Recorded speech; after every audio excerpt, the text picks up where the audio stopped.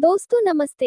ये वीडियो श्राद्ध कर्म के सामान्य नियमों का वर्णन करता है जो कि पद्म पुराण के संस्कृत का हिंदी अनुवाद का अध्याय 9 है, जो कि सबसे बड़े महापुराणों में से एक है, जिसमें प्राचीन भारतीय समाज, परंपराओं, भूगोल, साथ ही पवित्र स्थानों, तीर्थों की धार्मिक तीर्थयात्राओं यात्राओं का जिक्र किया है। ये पद्म पुराण के सृष्टि खंड सृजन पर अनुभाग का 9वां अध्याय है। अध्याय 9 श्राद्ध कर्म के सामान्य नियम। भीष्म ने कहा, हे पूज्यवर, मैं पितरों के सर्वश्रेष्ठ परिवार के विषय में जानना चाहता हूँ, और विशेष रूप से रवि, जो कि श्राद्ध के देवता अर्थात सोम है, के विषय में भी जानना चाहता हूँ। पुलस्त्य ने कहा, मैं तुम्हें पितरों के श्रेष्ठ कुल का वर्णन करूंगा। स्वर्ग में पितरों के 7 समूह हैं, उनमें से 3 निराकार हैं। अनंत तेज वाले सभी पितरों में से 4 साकार हैं। पितरों के निराकार समूह को वैराज प्रजापति का कहा गया है। वे जिनकी पूजा देवों के समूह करते हैं, वैराज कहलाते हैं। वे योग से पतित होकर अनंत लोकों को प्राप्त हुए। ब्रह्मा के दिन के अंत में पुनः ये वेद के शिक्षक जन्म लेंगे और उन्हें पुनः स्मरण शक्ति, उत्तम सांख्य और योग की प्राप्ति होगी। फिर गहन और अमूर्त ध्यान के माध्यम से वे पूर्णता की स्थिति प्राप्त करेंगे, जिस तक पहुंचने पर पुनर्जन्म प्राप्त नहीं होता है। इसलिए दान देने वालों को केवल योगियों को ही अर्पण करना चाहिए। इनमें से मानस पुत्री हिमालय की पत्नी मानी जाती है। उनके पुत्र का नाम मैनाक था और उनके पुत्र का नाम क्रौंच था। उन्हें चौथे द्वीप अर्थात क्रौंच को एक साथ रखने के लिए याद किया जाता है। मेना ने 3 पुत्रियों को जन्म दिया, जो गहन और अमूर्त ध्यान में लीन थी, अर्थात उमा, एक पर्णा और पर्णा, जो कठोर व्रतों में लीन थी। हिमवत ने इन पुत्रियों को, जो अपनी तपस्या के कारण श्रेष्ठ थी, विवाहित, एक का रुद्र से, दूसरी का भृगु से और तीसरी का जगीश्वर से विवाह किया। अब मैं तुम्हें मणियों के संसार में संगीत के बारे में बताता हूँ, इसे सुनो। सोमपथ नामक लोक हैं, जहाँ मारीच के पुत्र रहते हैं। वहाँ रहने से वे पितरों के समान हैं और देवता उनका पूर्ण सम्मान करते हैं। वे वहाँ रहते थे जहाँ यज्ञ होते थे, जिसे अग्निश्वात तक कहते हैं। उनकी पुत्री उत्तम वर्ण वाली अक्षुआ थी। पूर्व काल में पितरों ने वहां अक्षुआ नामक एक सरोवर बनाया था। अक्षुआ ने 1000 दिव्य वर्षों तक तपस्या की थी। दिव्य रूप वाले, दिव्य पुष्प और उपटन धारण किए हुए, श्रेष्ठ, बलवान और कामदेव के समान दिखने वाले गण वहां आए और प्रसन्न होकर उसे वर देने लगे। उस स्त्री ने उनमें से काम से व्याकुल होकर वर चाहने वाले अमावसु नामक गण को देखा, तो वह गण उससे तृष्णा करने लगी। उस उल्लंघन के कारण वह सुंदरी अपनी एकाग्रता से विचलित होकर धरती पर चली गई, यद्यपि उसने कभी धरती को नहीं छुआ। और अमावसु ने अपनी स्थिरता के कारण उस स्त्री की लालसा नहीं की जिसने उसे प्रणाम किया था। वह संसार में अमावस्या के नाम से जानी गई। चूंकि वह पितरों को प्रिय थी, इसलिए उसने अमावस्या को दिया गया दान अक्षय बना दिया। तप के नष्ट होने से निराश और निराश मुख वाली अक्षुआ ने पुनः पितरों से अपने कल्याण के लिए प्रार्थना की। उस लज्जाशील और दुखी स्त्री को उसके भविष्य और देवताओं की पूजा को ध्यान में रखते हुए पितरों ने इस प्रकार संबोधित किया। श्रेष्ठ पुरुषों ने उससे अपने अनुग्रह के कारण शुभ वचन कहे। हे उत्तम वर्ण वाले, दिव्य शरीर से जो कुछ किया जाता है, उसका फल स्वर्ग में उसी शरीर से भोगना पड़ता है। मानव जीवन में किए गए कर्म मृत्यु के पश्चात दिव्य जीवन में तुरंत फल देते हैं। इसलिए अच्छे कर्म करो जिनका फल तुम्हें मृत्यु के बाद मिलेगा। 28वें द्वापर में तुम मत्स्य योनि में जन्म लोगे। पितरों की अवहेलना करने के कारण तुम दुष्ट कुल में जन्म लोगी। वहां से तुम राजा वसु की पुत्री बनोगी। कुमारी होकर तुम निश्चय ही उन दिव्य लोकों को प्राप्त करोगी जिन्हें प्राप्त करना कठिन है। पराश के वीर्य से तुम्हें बद्री वृक्षों से भरे वन में बादरायण नामक पुत्र की प्राप्ति होगी। तुम्हारा वह पुत्र एक वेद को अनेक वेदों में विभाजित करेगा। शिव के द्वितीय अवतार शांतनु नामक बुद्धिमान पौरव से विचित्रवीर्य और चित्रांगद नामक 2 पुत्रों को उत्पन्न करके तुम पुनः पितरों के लोक में पृष्ठपदी और अष्टक के रूप में जन्म लोगे। तुम इस लोक में सत्यवती और पितरों के लोक में अष्टका होगी। तुम आयु, आरोग्य और धन देने वाली हो तथा परलोक में सबकी कामनाओं को पूर्ण करने वाली हो, तथा पवित्र जल वाली अक्षुआ नामक नदी और लोकों में सर्वश्रेष्ठ नदी होगी। इस प्रकार उससे बातें करने पर वे जटाएं वही लुप्त हो गईं और उसे अपने पाप कर्म का फल भी प्राप्त हुआ, जो मैं पहले ही कह चुका हूँ।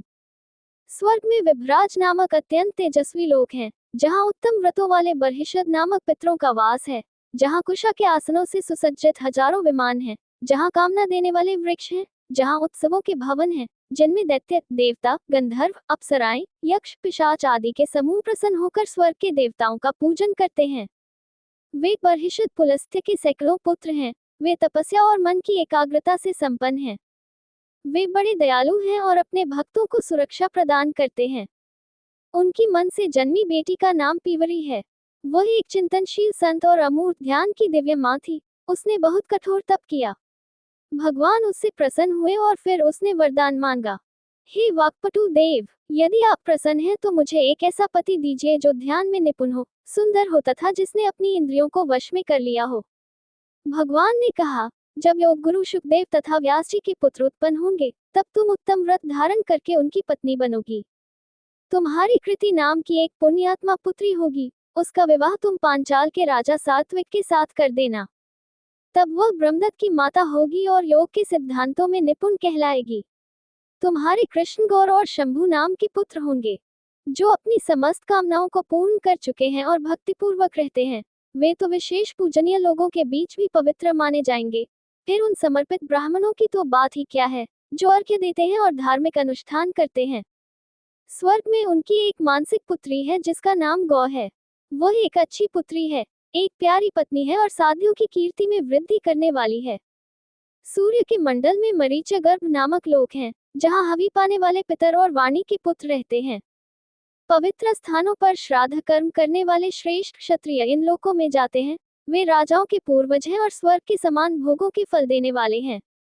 मानस पुत्री का नाम यशोदा था, जो अंशुमत की पत्नी और पंचजन की सबसे बड़ी पुत्रवधू थी। वह दिलीप की माता और भागीरथ की दादी हैं। कामदुग्ध नामक लोक हैं जो इच्छाओं के भोग रूपी फल देते हैं। वहां सुस्वधा नामक पुत्रहीन पितरों का निवास है। करदम प्रजापति के आज्यपा नामक लोक में पुलह के वृद्ध संबंधी रहते हैं तथा वैश्य लोग उनका आदर करते हैं। जो लोग दाह संस्कार करते हैं, वे वहां जाकर अपनी माताओं, भाइयों, पिताओं, बहनों, मित्रों तथा संबंधियों से मिलते हैं, जिनमें से हजारों लोग, जो पहले नहीं देखे गए थे, असंख्य जन्मों के पश्चात वहां देखे जाते हैं। इनकी मानस पुत्री विरजा कहलाती है। वह नहुष की पत्नी और ययाति की माता थी। बाद में वह ब्रह्मलोक में जाकर अष्टका हो गई। मैंने तुम्हें इन 3 समूहों के बारे में बताया है। अब मैं चौथे का वर्णन करूंगा। ब्रह्मा के लोक से परे सुमन नाम के लोक हैं। यहाँ सोमपा नाम के गण नित्य निवास करते हैं। वे सभी ब्रह्मा से भी आगे थे और धर्म स्वरूप थे। वे प्रलय के अंत में उत्पन्न हुए, ध्यान करते हुए ब्रह्म को प्राप्त हुए और संसार आदि की रचना करके अब मानस में बस गए हैं। उनकी पुत्री नर्मदा नदी है, जो प्राणियों को पवित्र करती है और पश्चिम सागर में बहती है। मनुष्य ये जानते हुए कि सभी प्राणी और सृष्टि के समय जो कुछ भी उत्पन्न होता है, वे उन्हीं से उत्पन्न हुए हैं, सदैव भक्तिपूर्वक उन्हें अर्घ्य देते हैं। उनकी कृपा से ही मनुष्य को भक्त संतान प्राप्त होती है। इस प्रकार पितरों की प्रथम सृष्टि में ही श्राद्ध की रचना हो गई थी। इन सभी पितरों को चांदी के पात्र में अथवा नकली चांदी के पात्र में स्वधा के उच्चारण के साथ जो कुछ भी अर्पित किया जाता है, वह उन्हें सदैव प्रसन्न करता है। बुद्धिमान को चाहिए कि वह सदैव अग्निघ्र और सोमपा को संतुष्ट करे। अग्नि के अभाव में हवन ब्राह्मण के हाथ पर, अजाकर्ण या अश्वकर्ण वृक्ष के नीचे, गौशाला में या देवता के पास किया जाना चाहिए। पितरों के लिए उचित स्थान दक्षिण दिशा बताया गया है। पितरों को अर्पण करते समय जनेऊ को दाहिने कंधे पर धारण कर बाईं भुजा के नीचे से गुजारना चाहिए तथा तिल अर्पण करना चाहिए। गेंडे का मांस, अन्न, श्यामक और शाली अन्न, जौ, निवार, राजमा, गन्ना और सफेद फूल और फल पितरों को सदैव प्रिय और स्तुति योग्य हैं। साथ ही दर्भ, सेम, षष्ठिका, चावल, मीठा दूध, शहद और घी भी पितरों को प्रिय हैं। अब मैं तुम्हें बताऊंगा कि दाह संस्कार के समय क्या क्या नहीं खाना चाहिए। मसूर दाल, भांग, कुलुत्था, कमल, बिल्व, सूर्य, दुत्तु के फूल, नीम पत्ते, अतरुष और बकरी का दूध। धन की इच्छा रखने वाले को कोद्रव, वरात, कपित, अशोक के पुष्प और सन नहीं देना चाहिए। जो भक्तिपूर्वक पितरों को प्रसन्न करता है, पितरे भी उस पर प्रसन्न होते हैं। पितरे उसे पोषण, स्वास्थ्य और संतान रूपी फल देते हैं। फिर पितरों के सम्मान का अनुष्ठान देवताओं के सम्मान से श्रेष्ठ है। ऐसा कहा जाता है कि पितरों को देवताओं से पहले संतुष्ट किया जाना चाहिए। वे शीघ्र प्रसन्न हो जाते हैं, क्रोधरहित होते हैं, आसक्ति रहित, स्थिरचित, शांतचित, पवित्रता में तत्पर रहते हैं और सदैव प्रिय वचन बोलते हैं। पार्वण के देवता पितरों से सदैव प्रेम करते हैं, उन्हें सुख देते हैं, तथा दाह संस्कार के देवता सूर्य को हवि ग्रहण करने वालों में प्रधान कहा गया है। मैंने तुम्हें पितरों के कुल का ये सब वृतांत सुनाया है। ये पुण्यदायक, पवित्र और आरोग्य देने वाला है। इसका पाठ पुरुषों को सदैव करना चाहिए। भीष्म ने कहा, ये सब सुनकर मुझमें पुनः महान भक्ति उत्पन्न हो गई है। श्राद्ध का समय, उसकी विधि तथा स्वयं श्राद्ध के बारे में मुझे बताइए। श्राद्ध में किस प्रकार के ब्राह्मणों को भोजन कराना चाहिए और किस प्रकार के ब्राह्मणों को नहीं। दिन के किस समय अर्थात समय में पितरों के सम्मान में श्राद्ध आरंभ करना चाहिए। हे ब्राह्मण श्रेष्ठ, श्राद्ध में भोजन कैसे अर्पित किया जाता है, इसे किस विधि से अर्पित किया जाना चाहिए, ये पितरों को कैसे प्रसन्न करता है। पुलस्त्य ने कहा, पितरों पर प्रेम रखते हुए प्रतिदिन अन्न, जल से अथवा दूध, मूल और फल से श्राद्ध करना चाहिए। श्राद्ध 3 प्रकार के कहे गए हैं, नित्य नियमित रूप से किया जाने वाला, नैमित्तिक कभी कभी किया जाने वाला तथा काम्य किसी विशेष कामना के लिए किया जाने वाला। मैं तुम्हें नित्य श्राद्ध समझाता हूँ। इसे श्रद्धापूर्वक अर्पण, आह्वान तथा देवता के बिना किया जाने वाला जानना चाहिए। चंद्रमा के परिवर्तन पर किया जाने वाला श्राद्ध पार्वन कहलाता है। हे राजन, पार्वन 3 प्रकार के कहे गए हैं, कृपया उन्हें सुनो। हे राजन, पार्वन में किसको नियुक्त किया जाता है, ये सुनिए। अग्नि को धारण करने वाला ब्राह्मण, गुरु के घर से लौटा हुआ और दीक्षित गृहस्थ, त्रिसुपर्ण का अध्ययन करने वाला, वेद के 6 अंगों को जानने वाला, वेदों का अच्छा ज्ञाता, कर्मकांड में निपुण, सब कुछ जानने वाला, वेदों का ज्ञान रखने वाला, मंत्रों को जानने वाला, ज्ञान से युक्त और उत्तम कुल का, त्रिनाचिकेता, त्रिमधु, अन्य शास्त्रों में पारंगत, पुराणों का ज्ञाता, ब्रह्म को जानने वाला, वेदों का अध्ययन करने वाला, प्रार्थना में तत्पर रहने वाला, ब्रह्मा का भक्त, पिता का आज्ञाकारी, सूर्य और विष्णु का भक्त, अमूर्त ध्यान में दृढ़ विश्वास रखने वाला, वह अपने मन को वश में रखता हो तथा उसका चरित्र अच्छा हो। इनको प्रयत्न पूर्वक संतुष्ट करना चाहिए। अब उन लोगों को सुनो जिन्हें त्यागना चाहिए, पतित ब्राह्मण या उसका पुत्र, नपुंसक ब्राह्मण, दुष्ट और विकृत ब्राह्मण। जो लोग सही बात जानते हैं, उन्हें इन सब से दूर रहना चाहिए। या तो पहले दिन या उसी दिन विद्वान ब्राह्मणों को आमंत्रित करना चाहिए। वायु में परिवर्तित होने वाले पितर उन ब्राह्मणों के पास रहते हैं जिन्हें आमंत्रित किया जाता है, वे उनके पास जाते हैं और जब वे अर्थात ब्राह्मण बैठते हैं तो उनके पास बैठ जाते हैं। ब्राह्मण के दाहिने घुटने को छूकर बाएं पैर से घुटने टेककर उसे आमंत्रित करना चाहिए। ब्राह्मणों से कहना चाहिए, आप क्रोधरहित, पवित्रता में तत्पर, भली भांति स्नान किए हुए तथा वेद पाठ करते हुए रहें। मुझे भी दाह संस्कार के समय ऐसा ही करना चाहिए। अग्नि को धारण करने वाले को चाहिए कि वह पितरों के सम्मान में तर्पण, तृप्ति नामक यज्ञ करके तथा पिंडानहार यज्ञ अर्थात पितरों के सम्मान में भोजन अर्पित करके चंद्रमा के अस्त होने पर श्राद्ध करे। दक्षिण दिशा में स्नान स्थान के पास गोबर से लीपकर उसे गौशाला में अथवा जल के समीप श्रद्धापूर्वक श्राद्ध आरंभ करना चाहिए। उसे अग्नि को जलाकर कड़ाही में चावल या जौ के आटे को पकाकर मुट्ठी भर जौ के आटे से पितरों के सम्मान में आहुति देनी चाहिए। मैं ये पितरों को अर्पण करता हूँ, ऐसा कहकर वह सब वस्तुएं दक्षिण दिशा में रख दे, फिर अपने को रोककर अपने सामने पितरों के सम्मान में 3 बार अर्पण करे। इन अग्नियों की लंबाई 12 अंगुलियों की तथा चौड़ाई 4 अंगुलियों की होनी चाहिए।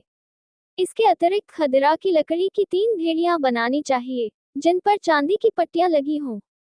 इनकी लंबाई 1 हाथ की होनी चाहिए। ये चिकनी, उत्तम तथा इनका सिरा हाथ के आकार का होना चाहिए। उसे बेल धातु का जल का बर्तन बनाना चाहिए और साथ ही एक लकड़ी की छड़ी चरों को उत्तेजित करने के लिए पवित्र ईंधन और कुशा बनाना चाहिए। जनेऊ को शरीर के बाएं भाग की ओर लटकाकर दाहिने कंधे के ऊपर से धीरे धीरे तिल का पात्र, अच्छा कपड़ा, धूपबत्ती और उपटन आदि सभी चीजें अपने दाहिने हाथ में रखनी चाहिए। ये सब प्राप्त करके वह घर के उत्तरी भाग में गोबर से लीपी हुई तथा गोमूत्र से परिव्याप्त भूमि पर दर्भ आसन पर बैठे हुए ब्राह्मणों के पैरों को साबुत चावल तथा पुष्प मिले जल से धोए, उन्हें पुनः नमस्कार करके 1 बार दाएं तथा 1 बार बाएं कंधे पर जनेऊ रखे। इस प्रकार जल पी चुके ब्राह्मणों को बैठाकर वह उन्हें आमंत्रित करे। चाहे वह धनवान हो, उसे देवताओं के अनुष्ठान में 2 ब्राह्मणों को, पितरों के अनुष्ठान में 3 ब्राह्मणों को अथवा इन दोनों अनुष्ठानों में से प्रत्येक में 1 ब्राह्मण को भोजन कराना चाहिए। बुद्धिमान पुरुष को चाहिए कि वह संख्या बढ़ाने से बचे। पहले देवताओं की पूजा करके तथा उन्हें आदर पूर्वक अर्पण करके बुद्धिमान ब्राह्मण की आज्ञा से अग्नि में अर्पण करना चाहिए। अपने शाखा के गृह सूत्रों में बताए गए नियमों के अनुसार सभी अनुष्ठान करके बुद्धिमान ब्राह्मण अग्निशोम और यम को संतुष्ट करने के लिए पूजा करे। जब दक्षिण की अग्नि प्रज्वलित होती है तो वह वही अग्नि नहीं होती। फिर श्रेष्ठ ब्राह्मण को जनेऊ को बाएं कंधे से दाएं कंधे पर बदलकर चुपचाप जल छिड़कना चाहिए और कोई भी अनुष्ठान मंत्र आदि बोले बिना ऐसा करना चाहिए। फिर अग्नि से विवेक पूर्वक पिंड तैयार करके जल अर्पण करना चाहिए। जलपात्र से दाहिने हाथ से जल अर्पण करना चाहिए। संयमित होकर तथा द्वेषरहित होकर यह सब अर्पण करना चाहिए।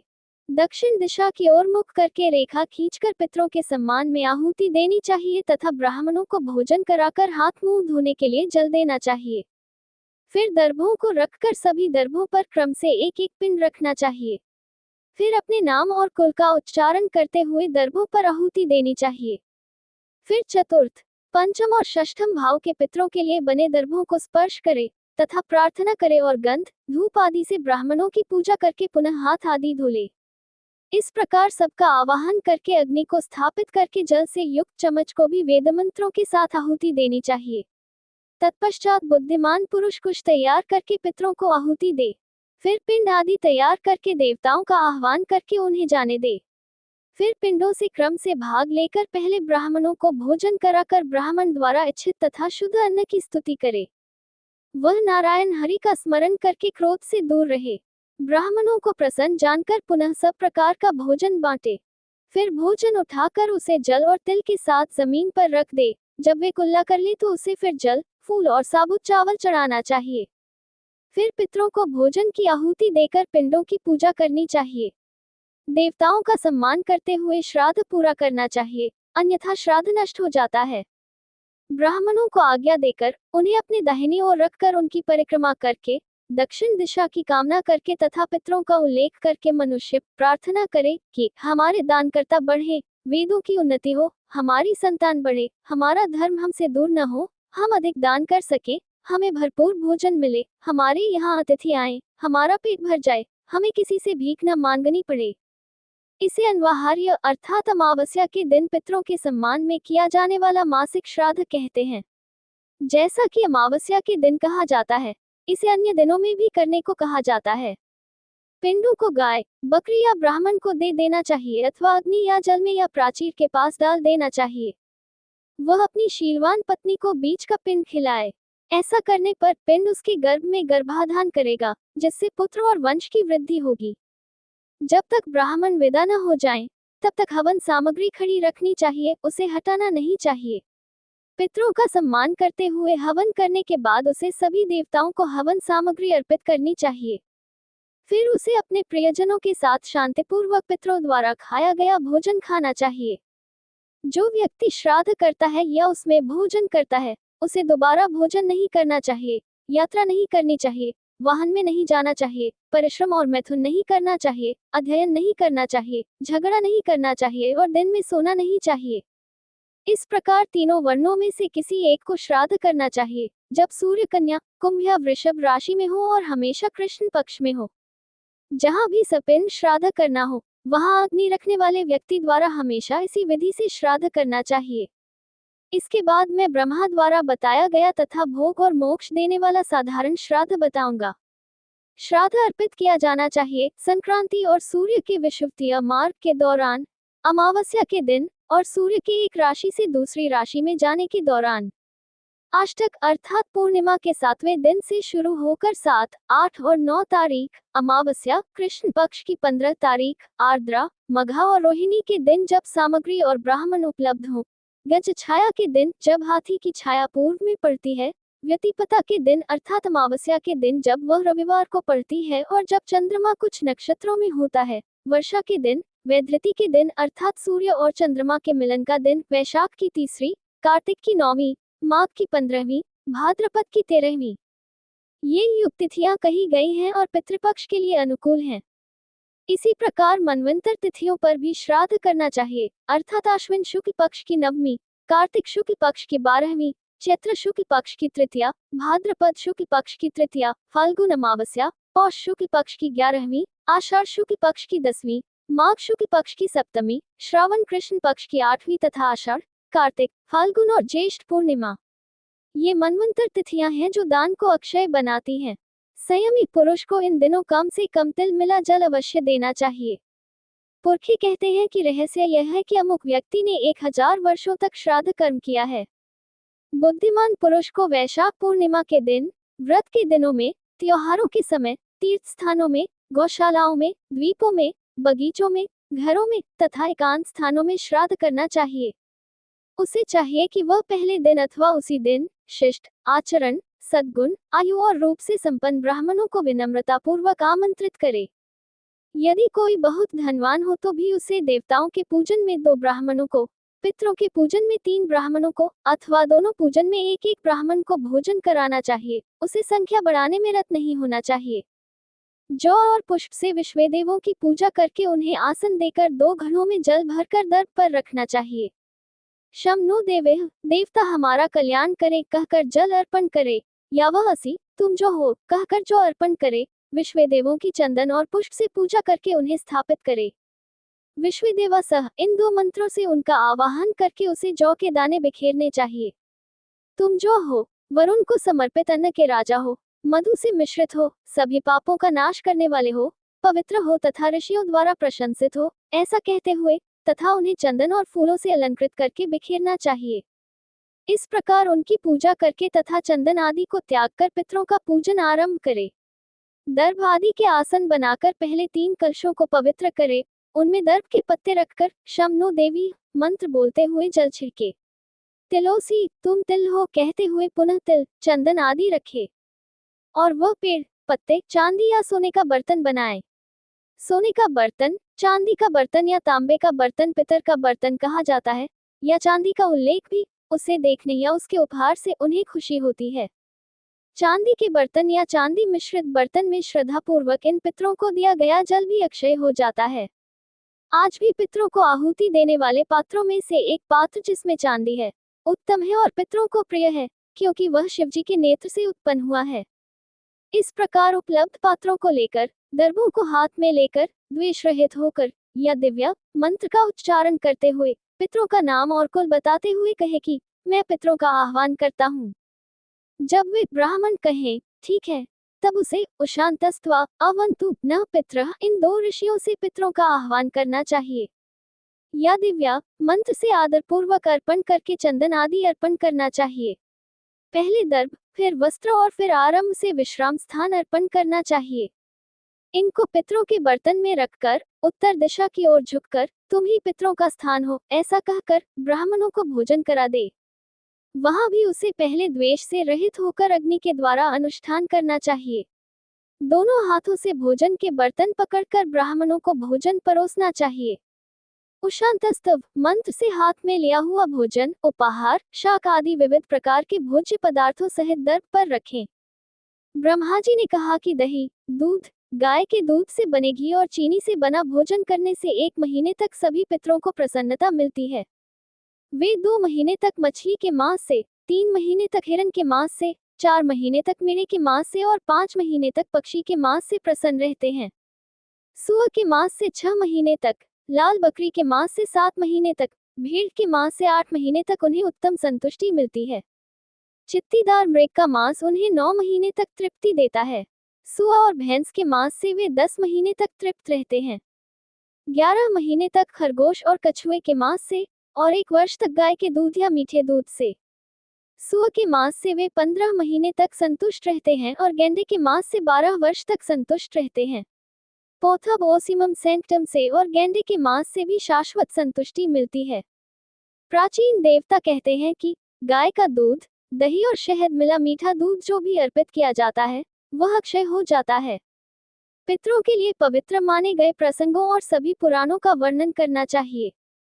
इसी प्रकार ब्रह्मा, विष्णु, अर्क और रुद्र की, इंद्र, ईश, सोम और पवन पुत्र की भी अपनी अपनी क्षमता के अनुसार विविध स्तुतियां।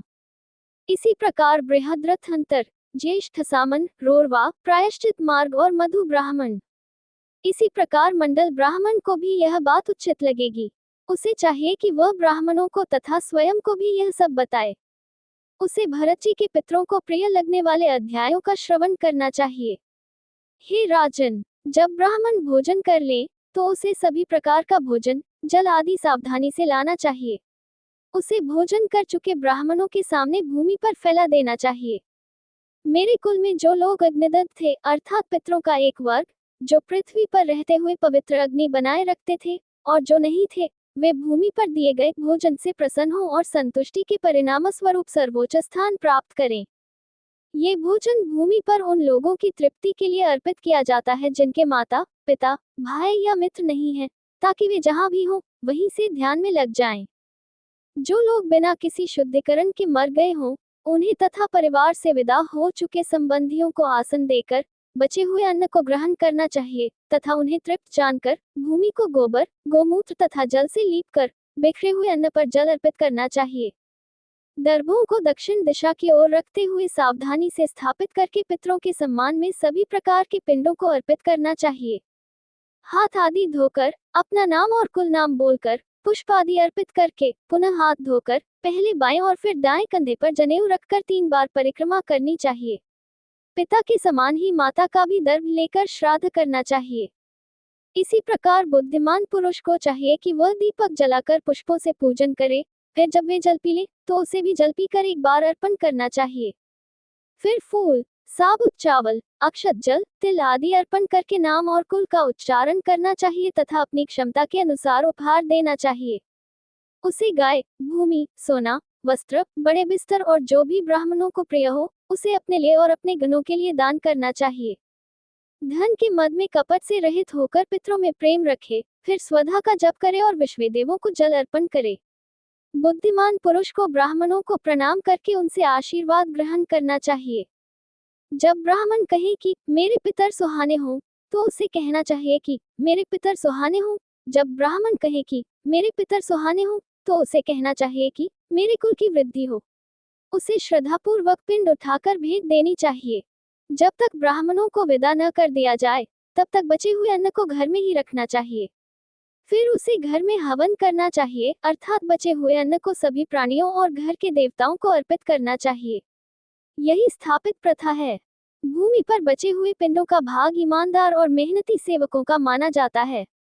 हे राजन, ये तृप्ति का कार्य पहले पितरों द्वारा उन लोगों के लिए निर्धारित किया गया था जो कोई व्रत नहीं करते थे तथा पुत्रहीन और पत्नीहीन थे।